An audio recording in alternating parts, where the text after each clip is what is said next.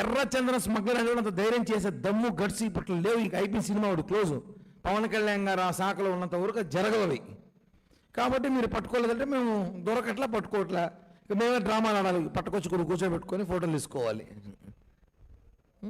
ఎలా ఉందంటే కరుణాకర్ రెడ్డి మాట్లాడుతుంటే హాస్యాస్పదంగా ఉంది. పవన్ కళ్యాణ్ గారు పొద్దున్న తిరుపతి తిరిగాడు, మధ్యాహ్నం హైదరాబాద్కి వెళ్ళాడు, సాయంత్రం మళ్ళీ పొద్దున పలమనేరుకు వచ్చాడు అన్నారు.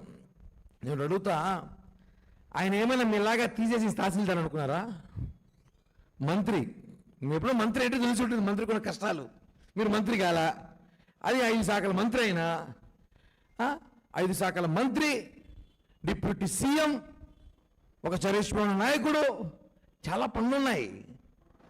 2 తెలుగు రాష్ట్రాలు కాదు, కర్ణాటక తమిళనాడుకు పోవాలి, ప్రచారాలు ఉన్నాయి, ఎన్నికలు ఉన్నాయి, షెడ్యూల్స్ బిజీగా ఉన్నాయి.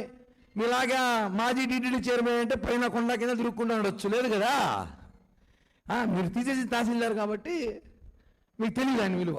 ఆయన మంత్రి అయ్యింటే తెలిసి ఉంటుంది. ఆయన మంత్రి కాబట్టి తిరుపతిలో వచ్చిన పని చూసుకొని మళ్ళీ హైదరాబాద్కి వెళ్ళి అక్కడ ముద్దున కొన్ని పెళ్ళిళ్ళు అటెండ్ అయ్యి, కొన్ని కార్యక్రమాలు అటెండ్ అయ్యి మళ్ళీ పలమనేరుకు వచ్చారు.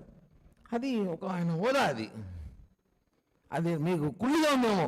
ఆయన హెలికాప్టర్ తిరుగుతామంటే, ఆయన ప్లేన్లు తిరుగుతామంటే, మీరు తిరగలేదు బాధగా ఉంటే కొనుక్కోండి ఒకటి. మీరు కూడా ఉండాలి, స్పాన్సర్లు కొనుక్కోండి, ఏదో ఒక స్పెషల్ చాపరో స్పెషల్ విమానమో కొనుక్కొని తిరుక్కొని. మీ మా మీద ఎందుకు పడతారయ్యా? మేము ప్రజల కోసం తిరుగుతుంటే ముందు మీ కథ చూడండి. నీ కథ బయటపడింది అంటే విషయం మొత్తం నేషనల్ మీడియా వాయించేస్తా ఉంది. నేషనల్ మీడియా మొత్తం గల్లీ నుంచి ఢిల్లీ దాకా నెయ్యిలో 250 కోట్ల స్కామ్ జరిగిందని చెప్పారు. 250 కోట్ల స్కామ్ జరిగింది, 98 లక్షలు నెయ్యి కొనుగోలు చేశారన్నారు. ఇప్పుడు చెప్పండి, ఎక్కడికో చోట్లేస్తారో, ఏ కోనేటికి వెళ్తారో చూద్దాం. ఏ కోనేటికి వెళ్తారో ఇప్పుడు.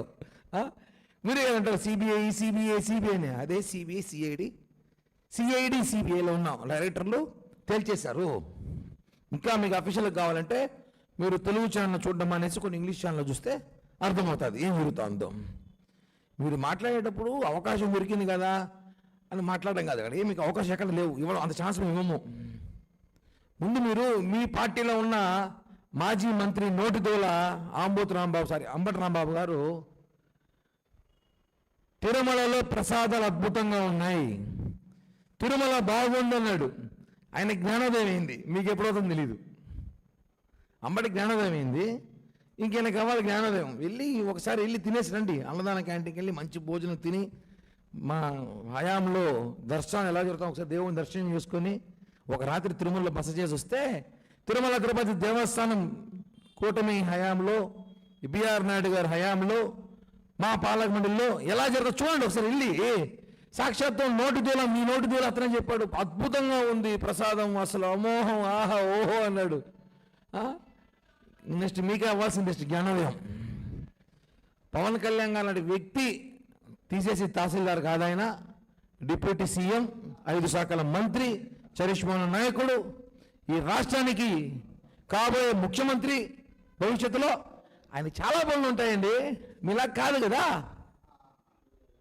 కాబట్టి ఇంకోసారి మీరు పవన్ కళ్యాణ్ గారి గురించి అవాకు చవాకులు పేల్చాలనుకుంటే ముందు వెనక చూసుకోండి, మీ పరిస్థితులు ఏంటో, మీ హయాంలో ఏం చేశారు, ఎర్రచందనం మీ హయాంలో ఎలా దోలినారు. మీరు మా మీద కామెడీ చేసేది కాదు, మేము బ్రహ్మాండం చేస్తాం మీ మీద పంచులు. ఈ విషయాన్ని గుర్తించుకోవాల్సిందిగా భూమన్న కరుణాకర్ రెడ్డి గారిని కోరుతూ హెచ్చరిస్తున్నా.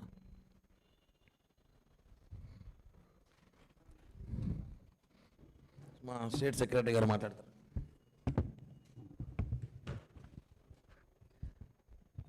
ప్రింట్ అండ్ ఎలక్ట్రానిక్ మీడియా వారికి నమస్కారం.